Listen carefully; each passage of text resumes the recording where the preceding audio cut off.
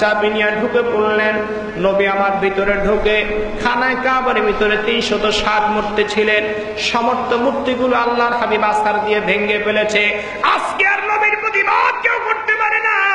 এ মুসলমান ইমানদারেরা, ওই মক্কার মানুষেরা মিথ্যার পূজারী ছিলেন, কোরআনের বিরোধী ছিলেন, মুসলমানের বিরোধী ছিলেন। তখন নবীর পক্ষে কেউ ছিল না। কিন্তু আল্লাহর হাবিব বিশ্বনবী এখন মক্কায় ঢুকে প্রথম মূর্তিগুলো আছাড় মেরে ভেঙে ফেললেন। আমার ভাইয়েরা, সময় বেশি বাকি নাই। আজকে মিথ্যার অজুহাত দেখাইয়া আমাদের ইসলামের নেতা, মুসলমানদের নেতা, আলেম উলামায়ে কেরামদের উপর অত্যাচার করা হয়। একটা দিন এমন সময় চলে আসবে, আল্লাহর হাবিব যখন নাকি মক্কাতুল মুকাররমায় খানায় কাবার ভিতর থেকে 360 মূর্তি আছাড় দিয়ে ভেঙে ফেলেছে, রাসূলের কেউ প্রতিবাদ করার মতো ছিল না। এমন একটা সময় মুসলমানদেরও আসবে যারা ইসলামের উপর আঘাত করতেছে, আলেমদের উপর আঘাত করতেছে। এমন একটা সময় ইনশাআল্লাহ চিরেই চলে আসবে, যেই সময়টা আর বেশি দিন বাকি নাই। মূর্তিদেরকে বাঁচাবার মতো যেমন কেউ ছিল না, এমন ভাবে মুনাফিক বেঈমানদেরকেও বাঁচাবার মতো কেউ থাকবে না, ঠিক কিনা? এ মুসলমান ইমানদারেরা, খুব ভালো করে খেয়াল করেন। আমার নবী এখন মক্কার চাবি হাতে নিয়ে আসতেছে। রাসূল এখন সব কিছু করতে পারে, কারণ রাসূলুল্লাহকে এখন ক্ষমতা কে দিয়েছেন? জোরে বলেন, আর জোরে বলেন, কে দিয়েছেন? নবী এখন মক্কাতুল মুকাররমায় ঢুকে আল্লাহর হাবিব সমস্ত মক্কার মানুষদেরকে ডেকে বললেন, এরে মক্কার লোকেরা, তোমরা সকলে খানায় কাবার ভিতরে অবস্থান নাও। যারা কাবা শরীফের ভিতরে অবস্থান নিবা, তোমাদের উপর কোনো প্রতিশোধ নেওয়া হবে না। সমস্ত মানুষ খানায় কাবার ভিতরে অবস্থান নিলেন, হারাম শরীফের ভিতরে অবস্থান নিলেন। আল্লাহর হাবিব সমস্ত মানুষদের সামনে রেখে বললেন, আমার ভাইয়েরা, তাফসীর ইবনে কাসির প্রমাণ করে, তাফসীর রুহুল মানি প্রমাণ করে, তাফসীরে আব্বাসিয়া প্রমাণ করে, আল্লাহর হাবিব খানায় কাবায় ঢোকার পরে সমস্ত কাফেরদের সামনে দাঁড়িয়ে আমার নবী, আপনার নবী সুন্দর করে একটা ভাষণ দিলেন, বক্তব্য দিলেন। নবী আমার ভাষণের ভিতরে ডেকে বললেন, এরে মক্কার লোকেরা, আজকে তোমরা আমার সামনে হাজির হয়ে গেলা, যারা আমাকে পাগল পাগল বলে নির্যাতন করেছিল। এরে মক্কার লোকেরা, তোমরা আজকে আমার সামনে হাজির হয়ে গেল, যারা আমার সাহাবী বেলালের মতো সাহাবীকে গলায় রশি ঝুলাইয়া মক্কার দূরে মরু প্রান্তরে বাড়ির উপর তোমরা টেনেছিলা। এরে মক্কার লোকেরা, আজকে তোমরা আমার সামনে হাজির হয়ে গেলা, যারা আমার সাহাবিয়া 90 বছর বয়স্ক একজন মহিলা, সুমাইয়ার মতো মহিলাকে যারা নাকি নির্মমভাবে নির্যাতন করে, সুমাইয়াকে যারা শহীদ করে দিয়েছিল, আজকে তোমরা আমার সামনে হাজির হয়ে গেলা। বলো মক্কার লোকেরা, আজকে তোমাদের কি বিচার হতে পারে?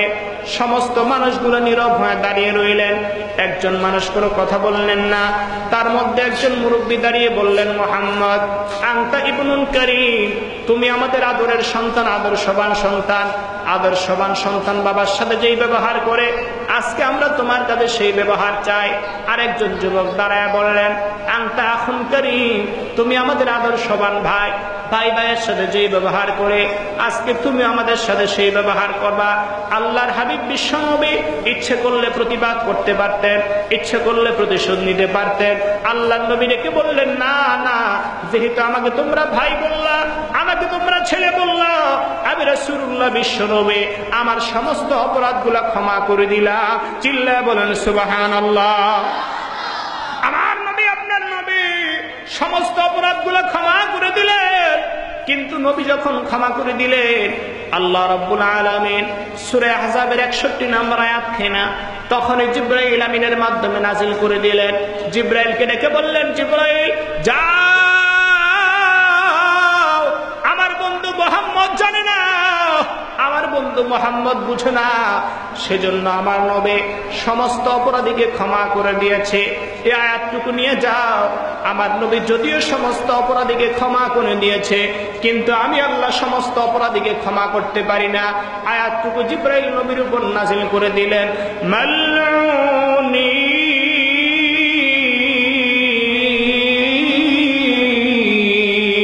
আল্লাহু আকবার। আইনামা সুকিফু খিদু ওয়া কুতিলু তাকতীলা।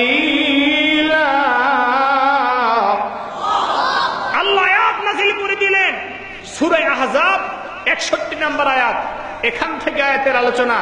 আপনাদের বাসায় যদি তরজমাতুল কোরআন থাকে, বাংলা তাফসীর থাকে, তার সাথে হুবহু মিলাবেন আমার আলোচনার প্রত্যেকটা কথা ঠিক আছে কিনা।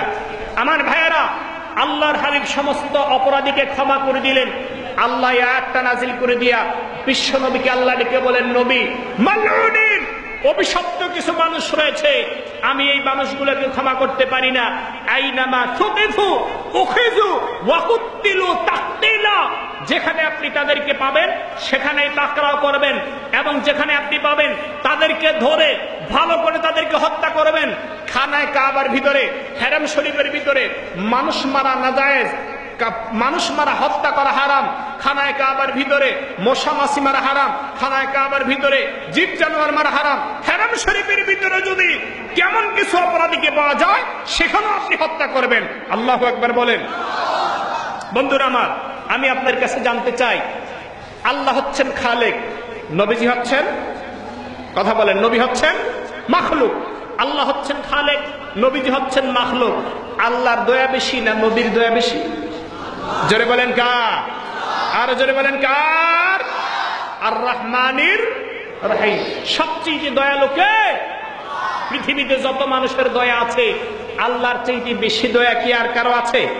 জবাব দিচ্ছেন না কেউ? আর কারো আছে? তাহলে বিষয়টা কেমন দেখেন,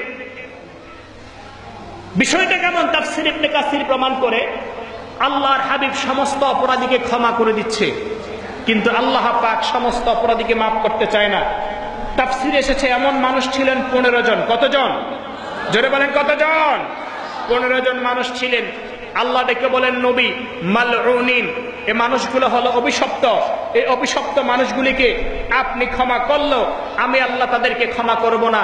রসুল ক্ষমা করতে চায়, আল্লাহ ক্ষমা করতে চায় না। তাহলে তাদের অপরাধটা কি ছোট ছিল না বড় ছিল? আরো জোরে বলেন, কি ছিল? তাহলে তাদের কি অপরাধ ছিল, সে অপরাধটা কি আপনারা জানতে চান?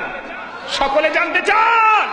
তাফসীর প্রমাণ করে এই 15 জন মানুষের অপরাধ ছিল, এই 15 জন মানুষ প্রকাশ্যে আল্লাহর হাবিবের বিরোধিতা করত, রসুলের বিরুদ্ধে সমালোচনা করত, রসুলের বিরুদ্ধে মিথ্যা কথা বলতে, রসুলের বিরুদ্ধে মিথ্যা কবিতা লিখত, রসুলের বিরুদ্ধে মিথ্যা পাপাচারে লিপ্ত ছিল, সব সময় অসত্য কথা প্রচার করত।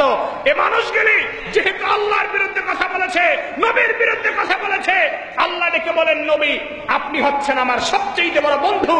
আমার বিরুদ্ধে কেউ কথা বললে আমি আল্লাহ ক্ষমা করে দেই, কিন্তু আপনার বিরুদ্ধে কথা বললে আমি আল্লাহ তাকে কোনোদিন ক্ষমা করতে পারি না। বলেন আল্লাহু আকবার। সুতরাং এই 15 জন মানুষের অপরাধ ছিল, তারা আপনি রসুলের বিরুদ্ধে মিথ্যা কথা বলেছে, আপনি রসুলকে তারা গালি দিয়েছে। আমার বন্ধুরা, আলোচনার বিষয়বস্তু বুঝে থাকলে জবাব দিবেন। রসুলের বিরুদ্ধে যারা অসত্য কথা প্রচার করে, মিথ্যা কথা বলে, রসুলকে যারা গালিগালাজ করে, তাদের একমাত্র শাস্তি হলো প্রকাশ্যে মৃত্যুদণ্ড দেওয়া। কথা বলেন ঠিক কিনা? আমাদের দেশে রসুলের বিরুদ্ধে দুশ্মন আছে না নাই? রসুলকে গালি দেওয়ার মতো লোক আছে না নাই? রসুলকে খারাপ বলার মতো লোক আছে না নাই? মুসলমান হিসেবে আমাদের দাবি, যারা রসুলকে খারাপ বলে, রসুলের বিরুদ্ধে অসত্য কথা বলে, আমাদের প্রকাশ্য দাবি যুদ্ধ অপরাধীর শাস্তি নয়, সকলের আগে এমন নবীর দুশমনদেরকে প্রকাশ্যে ফাঁসিতে ঝুলাতে হবে। এই দাবিতে আপনারা একমত আছেন? সকলে একমত আছেন? কারা কারা একমত আছেন? সাতকানিয়ার মুসলমান হাত তুলে দেখান।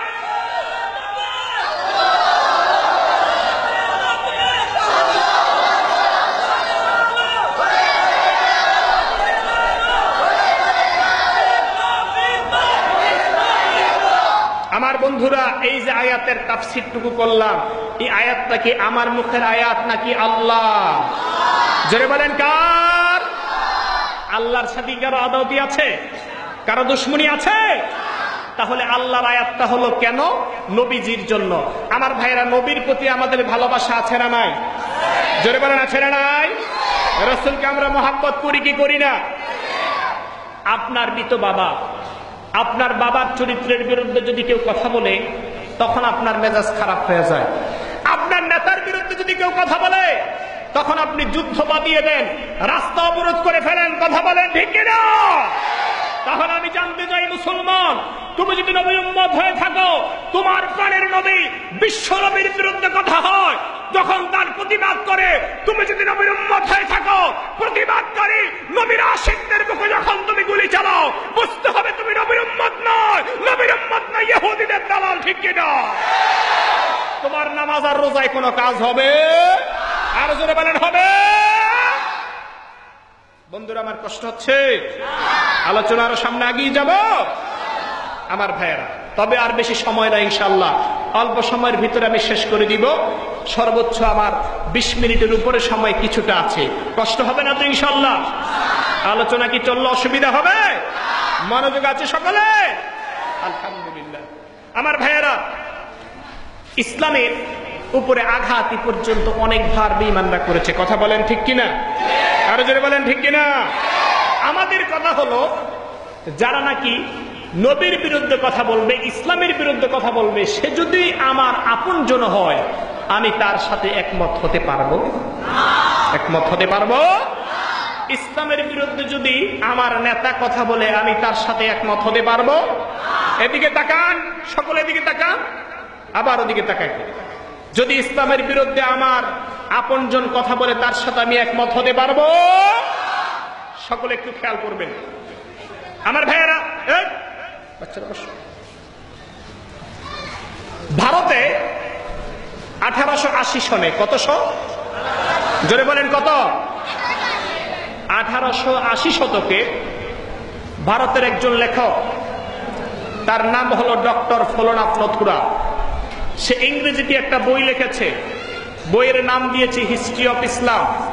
কি নাম দিয়েছে? জোরে বলেন কি নাম দিয়েছে? কি মনোযোগ নাই আপনাদের? কি আলোচনা ছেড়ে দিব? নাম দিয়েছে কি? হিস্ট্রি অফ ইসলাম, মানে ইসলামের ইতিহাস। বইটার নামটা মোটামুটি সুন্দর উপর থেকে, কিন্তু ভিতরের দিকটা খুব খারাপ ছিল। ভিতরের দিকটা খুব কি ছিল? খারাপ।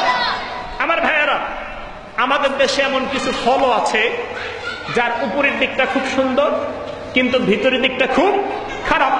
মুনাফিক যারা, এদের উপরের দিকটা খুব সুন্দর, এদের লেবাস থাকে, এদের মাথায় সুন্দর সুন্দর পট্টি থাকে, তসবি থাকে, কিন্তু ভিতরের দিকটা খুবই পরিমাণে খারাপ, কথা বলেন ঠিক কিনা? মুনাফিক ভিতরটা খুব খারাপ। ইসলামের বিরুদ্ধে আজকে যারা খুব গোড়ায় আঘাত করছে, তাদের উপরের চরিত্রটা খুবই ভালো, ঠিক কিনা? জোরে বলে, আর জোরে বলেন ঠিক কিনা? তাসলিমা নাসরিন নামটা কি সুন্দর না? কথা বলেন না, সুন্দর না? আহমদ শরীফ নামটা কি সুন্দর না? শামসুর রহমান নামটা কি সুন্দর না?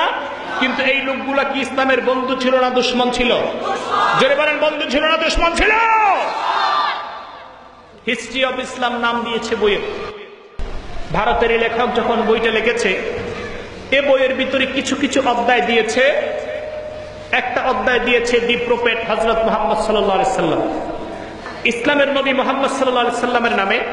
সে ওই অপশনে গিয়ে, ওই অধ্যায়ে গিয়ে আল্লাহর হাবিবের চরিত্রের বিরুদ্ধে এমন বিশুদ্ধার করেছে, সে তার অধ্যায়ে লিখেছে আল্লাহর নবী মুহাম্মদ সবচাইতে বেশি অসৎ মানুষ ছিলেন।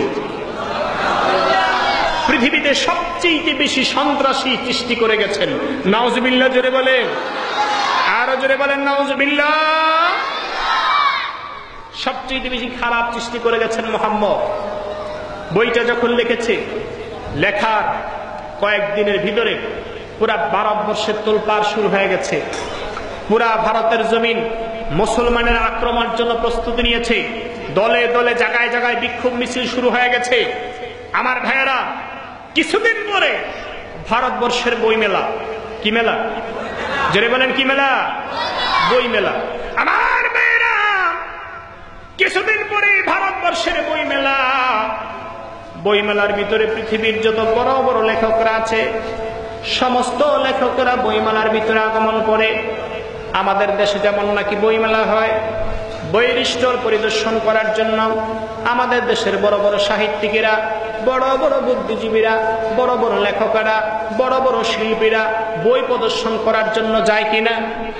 কথা জোরে বলেন, যায় কিনা? কিছুদিন পরে ভারতের বই মেলা, পুরা ভারতের ভিতরে মুসলমান যুবকেরা কলিজা ফেটে যাচ্ছে, জীবনটা ফেটে যাচ্ছে। কি ব্যাপার? নবীর বিরুদ্ধে এমন কঠিন কথা বলেছে ডক্টর নথুরা, প্রতিবাদ না করে কোনো উপায় নাই।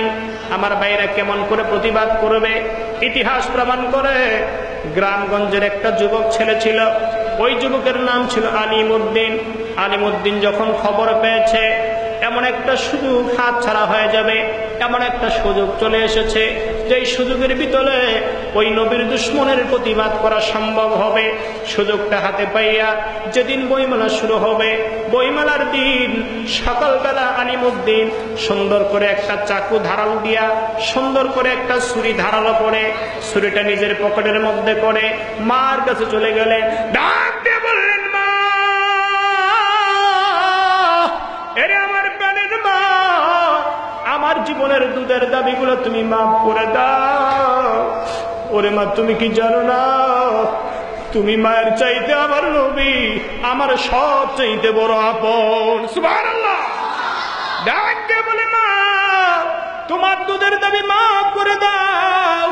এরে মা, আমি তোমার সাথে অনেক অন্যায় করেছি রে মা, তোমার বুকে লাথি দিয়া আমি সন্তান দুনিয়ার জমিনে আগমন করেছি রে মা। এরে মা, তুমি কি শোনো নাই আমার নবীর বিরুদ্ধে বেঈমান কথা বলেছে, আমার নবীর চরিত্রের বিরুদ্ধে কথা বলেছে। এরে মা, তোমার কাছে একটা দাবি, আজকের জন্য তুমি আমাকে মাফ করে দাও। ওরে মা, আমার উপর কোনো দাবি তুমি রাখবা না, আমার সমস্ত অপরাধ তুমি ক্ষমা করে দাও। আলিমউদ্দিন মার কাছ থেকে বিদায় নিয়ে যায়, বাবার কাছে যাইয়া বাবার পা ধরে মাপ চার বলে, ও প্রাণের বাবা, আমার জীবনে কত কষ্ট করে তুমি মানুষ করেছো রে বাবা। আজকে 25 বছর বয়সের যুবক, এরে বাবা, অনেক কষ্ট করে মানুষ করেছো। আমি সন্তানকে লালন পালন করার জন্য, আমি সন্তানের মুখে খাবার দেওয়ার জন্য, এরে বাবা, তুমি গ্রামে গঞ্জে মাথার গাম ফায় ফেলায় অনেক কষ্ট তুমি করেছো। ও প্রাণের বাবা, তুমি কি শুনতে পাও নাই আমার নবীর বিরুদ্ধে এক দুশ্মন কথা বলেছে? আজকে আমি সন্তান সুযোগ পেয়েছি, ওরে বাবা, তার প্রতিবাদ করার জন্য আমার জীবনের সব অপরাধ মাফ করে দাও, আমার জীবনের সমস্ত দাবি তুমি মাফ করে দাও। আমি তোমার কোনো খেদমত করতে পারলাম না, ওরে বাবা, তোমার কোনো অপরাধ আমি ক্ষমা করতে, তোমার কোনো খেদমত আমি করতে পারলাম না। আমি নবীর পক্ষে আন্দোলন করার জন্য মাঠে ময়দানে চলে যেতে চাই। চিল্লায় বলেন আল্লাহু আকবার। মার কাছ থেকে বিদায় নিলেন, বাবার কাছ থেকে আলিমউদ্দিন বিদায় নিয়ে যখন নাকি রওনা হয়ে চলে যায়, প্রধান গেটের কাছে দাঁড়িয়ে আছে। এই গেট দিয়ে ডক্টর নথুরা ঢুকবেন, হাতের মধ্যে ছুরিটা নিয়ে দাঁড়িয়ে আছে আলিমউদ্দিন। কখন সুযোগ পাবেন, সুযোগ পেয়ে সৎ ব্যবহার করার জন্য পকেটের মধ্যে ছুরি নিয়ে অনেক লোকের আগমন ঘটতেছে। কিছুক্ষণ পর পর লোকজন আগমন করে, অনেকক্ষণ পর সংবাদের ভিতরে ঘোষণা চলে আসছে, মাইকের ভিতরে ঘোষণা চলে আসছে। এখন ভারতের বিখ্যাত লেখক ডক্টর নথুরা ভিতরে ঢুকবেন। ঘোষণাটা পাওয়ার সঙ্গে সঙ্গে আলিমউদ্দিন নামে যুবক কোনো কিছুর পরোয়াটা তিনি করলেন না। পরোয়া না করে নিজের পকেট থেকে ছুরিটা বের করে আস্তে করে ছুরিটা ডক্টর নথুরার হৃৎপিণ্ড বরাবর ঢোকা দেয়। চিল্লায় বলেন আল্লাহু আকবার। মুসলমানি বুয়াদ গর্দন নহাদান এনানে খুদ বদস্তে খাজদাদা। তুমর দে মুসলমান हो तू मर्द मुसलमान, तू मर्द मुसलमान हो तू मर्द मुसलमान। एक हाथ में तलवार एक हाथ में कुरान, एक हाथ में तलवार एक हाथ में कुरान। तौहीद किसी नाम अमानत है हमारा, आसा नहीं मिटाना नमो नशा हमारा, आसा नहीं मिटाना नमो नशा हमारा। दुश्मन से जब के अले आयाज नहीं हम, चौबार कर चुका है इम्तिहा हमारा, चौबार कर चुका है इम्तिहा हमारा। अल्लाहु अकबर बोलें। अमान बेरा যখন নাকি ছুরিটা চালিয়ে দিয়েছে। ছুরিটা লাগাবার সঙ্গে সঙ্গে নবীর দুশমন জমিনে পড়ে গেল। উপর জপুরি আঘাতের উপর আঘাত শুরু করলেন, বুক বেড়ে আঘাত শুরু করলেন, চোখের ভিতরে আঘাত শুরু করলেন। হাতের উপরে ডেকে বলে, হাত আমার নবীর বিরুদ্ধে, এই হাত দিয়ে তুমি কলম ধরেছ। এই কথা বইলা হাতের ভিতরে ছুরি দিয়ে আঘাত দিয়েছে। যুবক ভাইরা, বর্তমান যুগে এমন যুবক দরকার, আলিমুদ্দিনের মতো যুবক দরকার, যারা আমার নবীর বিরুদ্ধে হাত দিয়া নবীকে সন্ত্রাসী বলেছে, নবীকে যারা মূর্খ বলেছে। বর্তমান সময় আমার আলিমুদ্দিন দরকার, যারা নাকি ওই নবীর দুশমনদের হাত কাইটে দিবে। কথা বলেন ঠিক কিনা? মুসলমান ইমানদারেরা, আলিমুদ্দিন যখন নাকি হাত কেটে দিলেন, পা কেটে দিলেন, ভারতের পুলিশ ছিল তার পিছনে। পুলিশরা এসে তাকে অ্যারেস্ট করে নিয়ে গেলেন। অ্যারেস্ট করে যখন নাকি আসামির কাঠগড়ায় দাঁড় করাইয়া জেলখানার ভিতরে বন্দী করে দিলেন। অনেক দিন পর্যন্ত আলিমুদ্দিন জেলখানার ভিতরে আছে। মুসলমান ইমানদারেরা, জেলখানায় থাকা এটা শুধুমাত্র চোর ডাকাতের জন্য নয়, ভালো মানুষ অনেক সময় জেলখানায় থাকে। কথা বলেন ঠিক কিনা? ইসলামের ইতিহাস, কোরআনের তাফসীর যারা জানেন, আপনারা অনেক ভালো করে জানেন। আমার ভাইরা, ইউসুফ পয়গম্বর 12 বছর পর্যন্ত জেলখানায় ছিলেন। ইউসুফ নবীর কোনো দোষ ছিল নাকি? জোরে বলেন। আমার ভাইরা, ইউনূস আলাইহিস সালাতু ওয়াস সালাম মাছের পেটে, শুধুমাত্র সেটা জেলখানা নয়, অন্ধকার প্রকোষ্ঠের ভিতরে 40 দিনের উপর ইউনূস পয়গম্বর ছিলেন। ইউনূস নবীর তেমন কোনো দোষ ছিল না। ইউসুফ পয়গম্বর 12 বছর পর্যন্ত জেলখানায় ছিলেন। ইউসুফ নবীর কোনো দোষ ছিল না। স্বয়ং বিশ্বনবী রাহমাতুল লিল আলামিন পর্যন্ত শিয়াবে আবি তালিব নামক পাহাড়ের গুহায় 3 বছর পর্যন্ত আল্লাহর নবী অবরুদ্ধ ছিলেন। আমার নবী খাবার পান নাই, সাহাবায়ে কেরাম পর্যন্ত খাবার পান নাই। গাছের পাতা চিবাইয়া নবীর সাহাবীরা পেটের ক্ষুধা নিবারণ করে দিয়েছে। এমন আঘাত সহ্য করেছে, অত্যাচার সহ্য করেছে। আমার নবীর কোনো অপরাধ ছিল নাকি? আরো জোরে বলেন, কোনো অপরাধ ছিল নাকি? মুসলমান ইমানদারেরা, নবীর যেমন কোন অপরাধ ছিল না, নবীর অপরাধ একটাই ছিল, রাসূলদের অপরাধ একটাই ছিল, পয়গম্বরদের অপরাধ একটাই ছিল। একটাই অপরাধ ছিল, শুধুমাত্র হকের পক্ষে কথা বলা। ঠিক কিনা? আমরা বর্তমান যুগে দেখতে পাই, আলেম ওলামায়ে কেরাম যারা হকের পক্ষে কথা বলেন, বেঈমানের বিরুদ্ধে কথা বলেন, তারাও জেলখানার আসামি হয়ে যান। ঠিক কিনা? এজন্য ভয়ের কারণ নয়। জেলখানায় যাওয়াটাও পয়গম্বরদের সুন্নত, হকের পক্ষে থেকে জেলখানায় যাওয়াটাও নবীদের সুন্নত। আল্লাহু আকবার বলেন। আল্লাহর হাবিব এজন্য বিশ্বনবী বলেছেন, আল্লাহর হাবিব বুখারীর বর্ণনায় বলেছেন, কাউলু হাক্কিন ইনদা সুলতানিন জাহিল ফাহুয়া জিহাদুন আফজালু। হকের পক্ষে কথা বলা, জালেমের বিরুদ্ধে কথা বলা, স্বৈরাচারের বিরুদ্ধে কথা বলে জেলখানায় যাওয়াটাও সবচেয়ে বড় জিহাদ, সবচেয়ে বড় জিহাদ, সবচেয়ে বড় জিহাদ। চিল্লাবেন বলেন আল্লাহু আকবার। বন্ধুরা আমার, আজকে হকের পক্ষে কথা বলার কারণে বহু আলেম ওলামায়ে কেরাম জেলখানার ভিতরে আছে। কেউ কেউ আবার ফাঁসির গাছতে ফাঁসির রায় মাথায় নিয়ে জেলখানার ভিতরে আছে। ঠিক কিনা? আমরা বলতে চাই, তারা যদি ফাঁসির অবস্থায় মরণ হয়ে যায়, জেলখানার ভিতরে মরণ হয়, নবীদের যেমন মরণ হয়েছে তাদের তেমন মরণ হবে। ঠিক কিনা? শহীদি মরণ হবে। ঠিক কিনা? আমরা নবীদের উত্তরসূরি হতে চাই কি চাই না? আর জোরে বলেন, চাই কিনা? কারা কারা চাই? হাত তুলে দেখায়।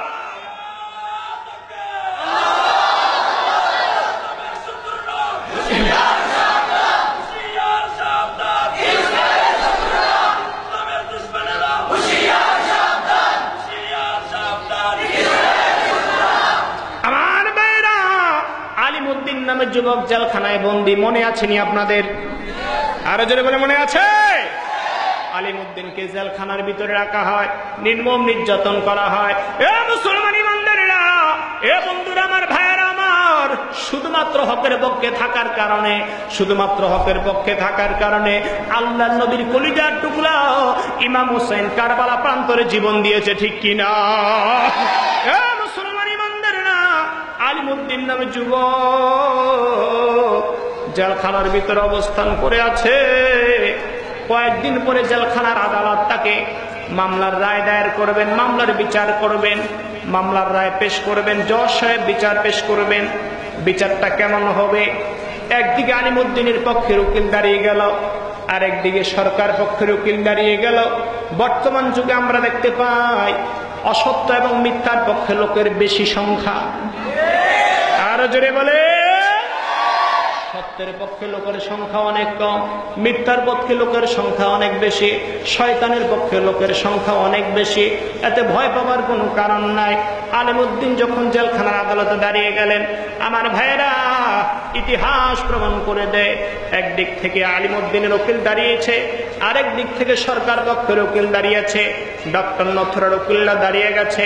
জেলখানার ভিতরে মামলার রায় হয়ে যাবে, কিন্তু এমন মামলা একদম বুদ্ধিজীবীকে হত্যা করার কারণে আলিমউদ্দিনের বিচারটা কি হতে পারে আলিমউদ্দিনের উকিলটা ভালো করেই জানে।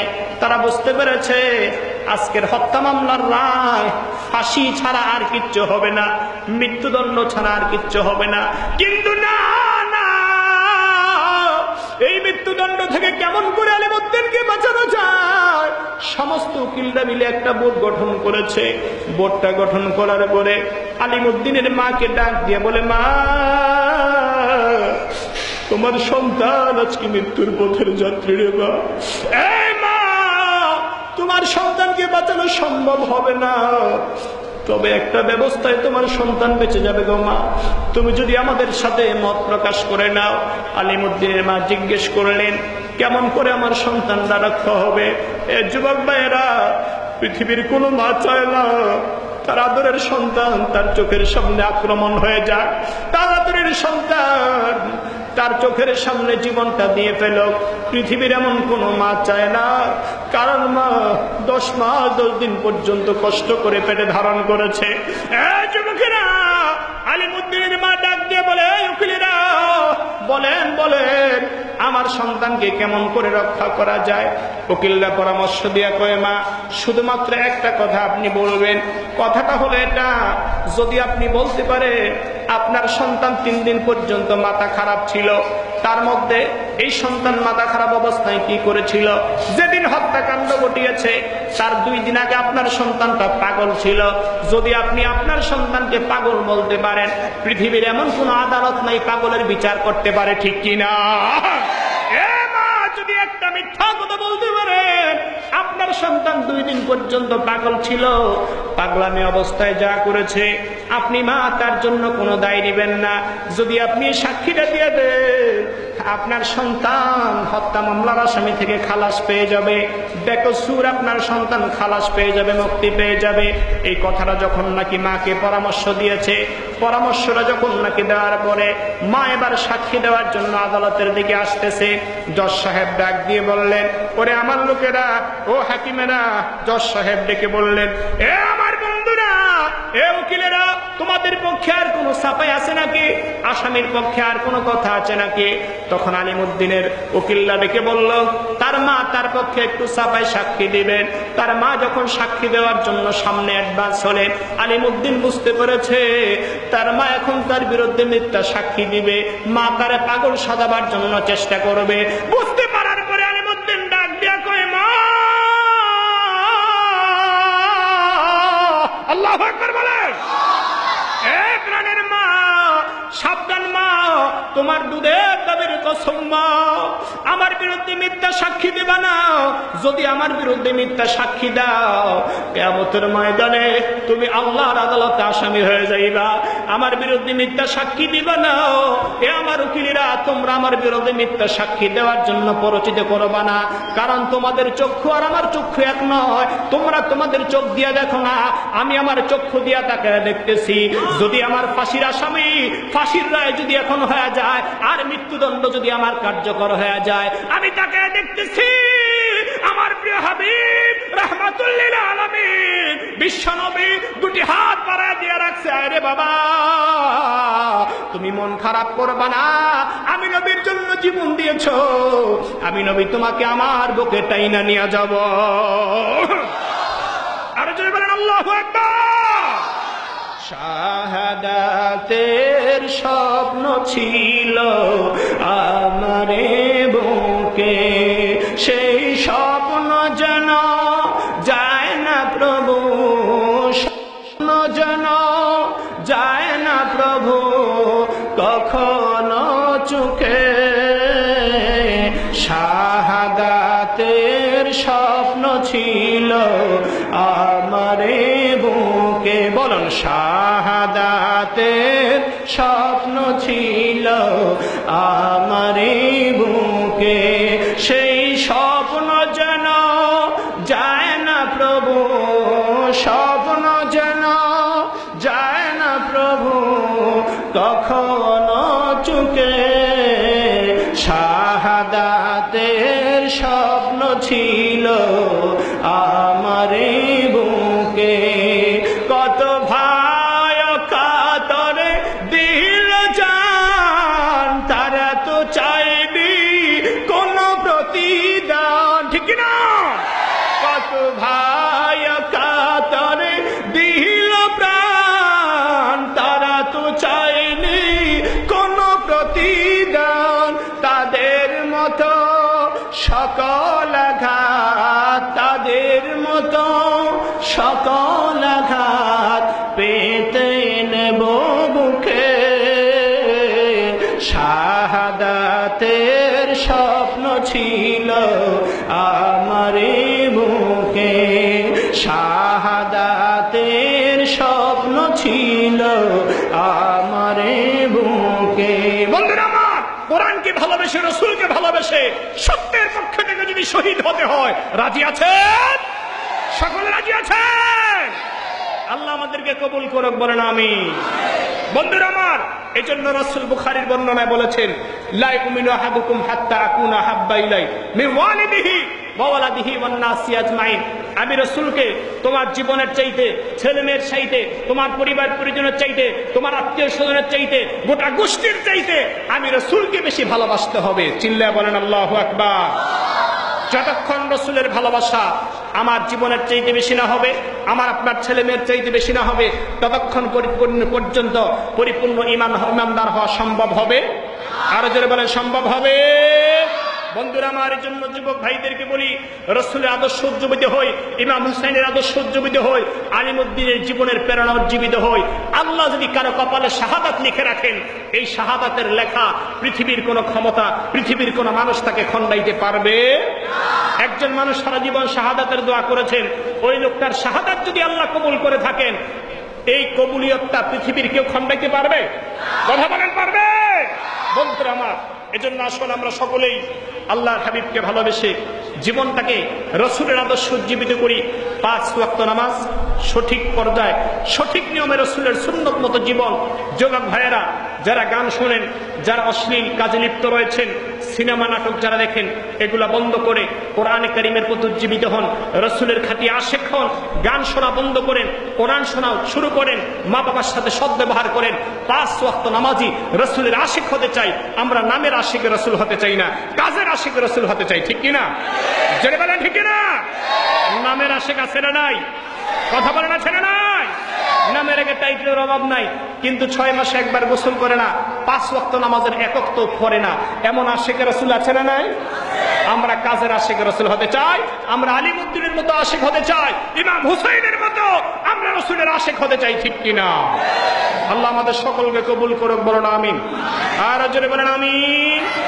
বন্ধুরা আমার, মাগরিবের পর থেকে যা কিছু বললাম, ধৈর্যের সাথে আপনারা সময় দিয়েছেন, আপনাদের সকলকে আন্তরিক মোবারকবাদ, অভিনন্দন জানাচ্ছি।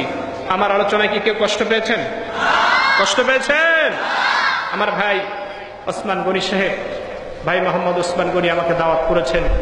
আমার ভাইয়েরা, যদিও মাগরিবের পর আলোচনা ছিল, যাই হোক, এর মধ্যেই আপনারা যথেষ্ট পরিমাণ উপস্থিতি ছিলেন, অন্তরটা ভরে গেছে।